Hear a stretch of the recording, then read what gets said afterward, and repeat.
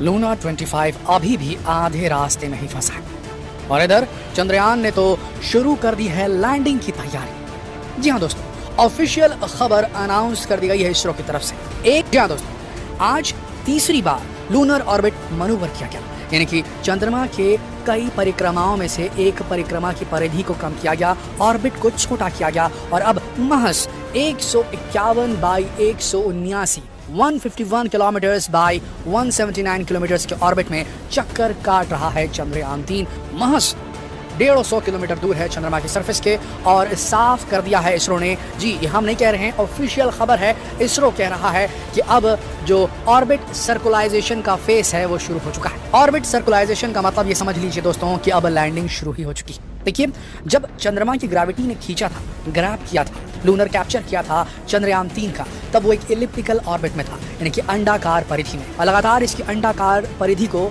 इसकी ऑर्बिट को, इसके इलिप्टिकल ऑर्बिट को छोटा किया जा रहा था और अब स्थिति आ गई है कि अब इसका जो पेरिल्यून है वो 151 किलोमीटर 151 किलोमीटर है और इसका जो एपोल्यून है वो 179 किलोमीटर यानी कि 179 किलोमीटर हो चुका है। यानी कि ऑलमोस्ट, अभी भी ये इलिप्टिकल ही है लेकिन ये ऑलमोस्ट सर्कल बनाने वाला है। आने वाले टाइम में 16 अगस्त को, यानी कि परसों सुबह तड़के 8:30 बजे ये जो है 100 बाई 100 की परिधि में चला जाएगा और धीरे धीरे ये उतर रहा है, चंद्रमा की तरफ निकट आ रहा है, उसकी सतह की तरफ उतर रहा है और उधर लूना 25 बीच मझधार भी फंसा हुआ है। जी हाँ दोस्तों, कहा यह जा रहा है, दावा जिस प्रकार से किया गया था रॉसकॉस्मोस के द्वारा, रशिया की स्पेस एजेंसी के द्वारा, कि 16 अगस्त को डायरेक्टली, जी हाँ, हमने 3-4 मनूवर किए, ये सीधे रॉसकॉस्मोस सीधे उसने कहा कि हमारा लूना 25 सीधे 96 किलोमीटर के ऑर्बिट में चला जाएगा।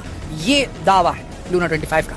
अभी ये आधी दूरी भी तय नहीं कर पाया, जो 3,84,000 किलोमीटर की दूरी है धरती से चंद्रमा तक की, इसके बीच में भी नहीं पहुंच पाया है और ये 16 तारीख को सीधे 94 किलोमीटर के दायरे में, जिसे कह रहे हैं कि 60 माइल के ऑर्बिट में एंटर कर जाएगा, ये उनका कहना है। उन्होंने काफ़ी स्ट्रॉन्ग रॉकेट का इस्तेमाल किया जैसे कि वो कहते हैं, तो उनके हिसाब से सीधा 96 किलोमीटर के ऑर्बिट में एंटर कर जाएगा 16 तारीख को। और 16 तारीख को इसरो ने भी कहा है कि सुबह 8:30 बजे हम एक और मनूवर करेंगे और 100 बाई 100 किलोमीटर के दायरे में ऑर्बिट में एंटर कर जाएगा चंद्रयान 3 और उसके बाद सीधे प्रोपल्शन मॉड्यूल, लैंडर मॉड्यूल अलग होंगे और लैंडिंग की गतिविधियाँ सीधे शुरू हो जाएंगी। वीडियो में आगे बढ़ें उससे पहले हम एक बड़ी घोषणा करना चाहते हैं। क्या आप अपनी स्किल्स को वीडियो बनाकर दुनिया के सामने पेश करना चाहते हैं? अगर हाँ, तो नॉलेज टीवी हिंदी यूट्यूब के इतिहास में पहली बार लेकर आया एक ऐसा हिंदी यूट्यूब कोर्स जो आपको सिखाएगा मोबाइल से प्रोफेशनल यूट्यूब वीडियो बनाना, सीक्रेट टिप्स जिससे आप अपने वीडियोस पर मिलियंस ऑफ व्यूज अट्रैक्ट कर सकते हैं, हैंडल कैसे करना है कॉपीराइट इश्यूज को, सिनेमैटिक इफेक्ट्स कैसे डालने हैं, एनिमेटेड फॉन्ट्स कैसे इस्तेमाल किए जाते हैं, एडवांस एडिटिंग क्या होती है। साथ ही हम आपको देंगे प्राइवेट ग्रुप का वो सपोर्ट जो आपको आपके यूट्यूब अकाउंट बनाने से लेकर के पहला यूट्यूब चेक प्राप्त करने तक आपके साथ रहेगा। तो अभी क्लिक कीजिए डिस्क्रिप्शन में दिए लिंक को और बन जाइए यूट्यूब जर्नी में हमारे हमसफर। तो अब अगर हम यहाँ से फिर से एनालिसिस करें कि लूना 25 पहले उतरेगा या चंद्रयान 3 पहले उतरेगा, तो देखिए पेपर के ऊपर कहानी कुछ और है और ये कहानी तभी समझ में आएगी जब 16 तारीख को जो ऑर्बिट डिक्लेयर करेगा रॉसकॉस्मोस। आपको बता दें, बहुत ही विचित्र किस्म की एक गतिविधि हो रही है। हालांकि इसे विचित्र इसलिए नहीं कहा जाएगा क्योंकि इसके लिए फेमस है western powers, western political powers इसके लिए फेमस है। ये क्या कर रहे हैं, जो विचित्र घटना का और हम आपको बताते हैं। विचित्र ये हो रहा है कि हमको अगर इन्फॉर्मेशन चाहिए लूना 25 के बारे में तो वो इजीली अवेलेबल नहीं है। तो क्या रॉसकॉस्मोस अपनी पूरी गतिविधियों को एकदम सीक्रेटली कर रहा है और कोई इन्फॉर्मेशन नहीं जारी कर रहा है? दरअसल हुआ क्या है, रॉसकॉस्मोस से ऐसा कर रहा होगा तो बात अलग है। पॉइंट नंबर 1, एक तो ये हो सकता है कि रॉसकॉस्मोस सीक्रेटली अपने मिशन को आगे भेज रहा हो और जो भी पल की इन्फॉर्मेशन है वो नहीं रिलीज कर रहा हो, जिस प्रकार से चंद्रयान 3 की हो रही थी। फुल ट्रांसपेरेंसी दिखा रहा था इसरो।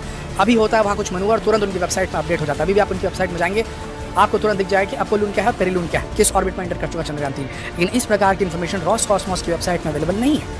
तो हो सकता है कि रशिया नहीं दिखाना चाह रहा हो कि उसका यान कहाँ पहुँचा है, किधर है। बस ये इन्फॉर्मेशन एक आई है कि रशियन वेबसाइट पे काफ़ी खोजने के बाद हमें मिली कि उसके सेंसर सब काम कर रहे हैं, उसके साथ जो एक्सपेरिमेंटल इंस्ट्रूमेंट भेजे गए थे वो अब काम कर रहे हैं, उसकी हेल्थ अच्छी है और वो सही ट्रेजेक्टरी में बढ़ रहा है। ये बताया गया, बस ये इन्फॉर्मेशन मिली है, इससे कुछ नहीं मिला। उसकी एग्जैक्ट लोकेशन नहीं बताई गई है। ये कंफर्म है कि वो लूनर ट्रांसफर ट्रेजेक्टरी में, पर कहाँ पहुंचा है, कितने हज़ार किलोमीटर, कितने लाख किलोमीटर उसने पार किए, कोई इन्फॉर्मेशन नहीं है। इसके पीछे एक कारण, जैसे कि हमने आपको बताया, रशियन एजेंसीज इस इन्फॉर्मेशन को सीक्रेटिव रखना चाहती हैं। और दूसरा इंपॉर्टेंट चीज़ ये हो सकता है, जिस प्रकार से मैंने आपको बताया विचित्र चीज़ जो हो रही है, वेस्टर्न पॉलिटिकल पावर्स पूरी तरीके से रशिया की उपलब्धियों को या ऐसी खबरें जो रशिया को गुड लाइट में दिखाएं, अच्छी रोशनी में दिखाएं, उन्हें दबा रही हैं। आपको मालूम होगा RT टेलीविजन नाम की एक रशियन टेलीविजन है, उसके ब्रॉडकास्ट को बंद कर दिया गया। उसका फीड आप यूट्यूब पर भी आप नहीं देख सकते। ऐसी स्थिति निर्मित कर दी गई है। इस प्रकार का बैन लगा दिया गया, क्योंकि यूट्यूब जो है अमेरिकन कंपनी है तो आरटी के ऊपर बैन लग गया। तो वो इन्फॉर्मेशन कुछ बताना चाहें तो वो भी बाहर नहीं आ रही है। बताया जा रहा है, हमने जिस वेबसाइट में पढ़ा उसमें समझ में आया कि आरटी यानी कि रशियन टेलीविजन था वो, और साथ में वहाँ के जो रॉसकॉस्मोस उन्होंने मिलकर के एक डॉक्यूमेंट्री भी बनाई थी, जिसमें उन्होंने बताया है कि किस प्रकार से लूना 25 एक शुरुआत है और आने वाले वक्त में वो वहाँ पर अगर बेस बनाएंगे तो किस प्रकार का बेस बनाएंगे, उसकी पूरी डॉक्यूमेंट्री बनी है, बट उसे समझना बेहद मुश्किल है और उसकी इन्फॉर्मेशन भी बेहद कम अवेलेबल इंटरनेट पे। तो एक तो उनकी पूरी इन्फॉर्मेशन को दबा दिया जा रहा है, बाहर नहीं आने दिया जा रहा है, इसकी वजह से क्या वेयर अबाउट से लूना 25 का पता नहीं चल रहा। अब 16 तारीख को इन्फॉर्मेशन मिलेगी कि जैसे ही लूनर ऑर्बिट कैप्चर होगा लूना 25 का, ये डेफिनेटली इस इन्फॉर्मेशन को रॉसकॉस्मोस अपनी वेबसाइट पर डालेगी और इन्फॉर्मेशन सबसे पहले हम आप तक लाने की पूरी कोशिश करेंगे। लेकिन अभी की स्थिति में देखें तो चंद्रमा के बेहद करीब पहुंच चुका है दोस्तों चंद्रयान 3। अब जिस तरीके से बताया गया है कि लूना 25 जो है वो 16 तारीख को सीधे 96 किलोमीटर बाय 96 किलोमीटर के ऑर्बिट में एंटर कर जाएगा और उसके बाद वो 4-5 दिन वहाँ रहेगा, 5 से 7 दिन उनका कहना है वहाँ रहेगा, और उसके बाद वो सीधा 18 किलोमीटर के उसमें पहुँच जाएगा ऑर्बिट में। अब ये समझ में नहीं आया उनके पास कौन सी टेक्नोलॉजी, और 18 किलोमीटर की हाइट से सीधा लैंडिंग अटेम्प्ट करेगा। जबकि चंद्रयान 3 का हमने आपको पिछली वीडियोस में बताया कि हमारा जो है 100/100 का सर्कुलर ऑर्बिट आ जाने के बाद पहले लैंडर मॉड्यूल प्रोपल्शन मॉड्यूल से अलग हो जाएगा, उसके बाद लैंडर मॉड्यूल 30 किलोमीटर की हाइट से एंटर करेगा और नीचे उतरेगा। तो हम 30 किलोमीटर की हाइट से अपनी लैंडिंग को शुरुआत करेंगे, 18 किलोमीटर की से अपना लैंडिंग को शुरू करेंगे।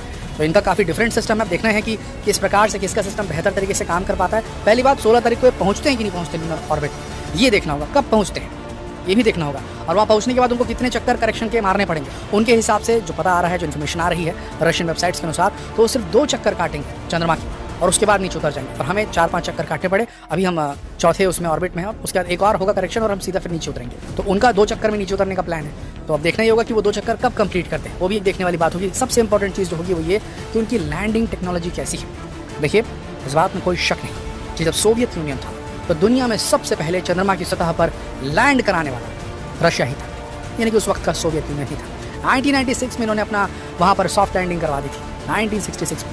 लेकिन दोस्तों 1991 के बाद से जब से सोवियत यूनियन बिखरा है, USSR टूटा है, तब से रशिया निकल ही नहीं पाया है अपनी धरती से बाहर, या जो भी मिशन उसने भेजे वो फेल हो गए। अब देखना ही है कि क्या ये मिशन सक्सेसफुल होता है कि ये भी क्रैश कर जाता है। टाइम बहुत हो चुका है, 47 साल बाद ये गए हैं। उस वक्त का सोवियत यूनियन अलग था, आज का रशिया बेहद अलग है, और जिन परिस्थितियों में है रशिया, बेहद मुश्किल है कहना कि रशिया का जो लूना 25 100% जो है वो लैंड कर पाएगा। आपको क्या लगता है दोस्तों, कौन उतरेगा, चंद्रयान 3 या लूना 25? चांसेस चंद्रयान 3 के ज़्यादा हैं। ये बात ज़रूर है कि चंद्रयान 3 ने एक डेट फिक्स की और उसके हिसाब से उसका पूरा प्लान चल रहा है। अगर सेम लूना 25 के साथ हुआ तो लूना 25 पहले उतर सकता है, बशर्ते उसके सारे सिस्टम सही से काम करे और उसको मालूम हो कि जो सरफेस है साउथ पोल की वो कितनी खतरनाक है, और साउथ पोल पर उतरने का एक्सपीरियंस भी उसके पास हो, जो कि उसके पास नहीं है। सोवियत यूनियन एरा में उनके पास एक्सपीरियंस था इक्वेटोरियल रीजन में उतरने का, भूमध्य रेखा जो है लूना की यानी कि चांद की, उस पर उतरने का उनको एक्सपीरियंस है। पर साउथ पोल पोलर रीजन में उतरने का एक्सपीरियंस सिर्फ चंद्रयान 2 के पास था, जो कि क्रैश करके, और अब उसकी इन्फॉर्मेशन इस्तेमाल की गई है चंद्रयान 3 को एक्टिवेट करने के लिए। और चंद्रयान 3 जो है उसे सही गाइडेंस मिलेगी उस फेलियर से, चंद्रयान 2 के फेलियर से। तो डेफिनेटली चंद्रयान 3 के पास एज तो आता है। तो मिशन चंद्रयान 3 तो सक्सेसफुल हो गई।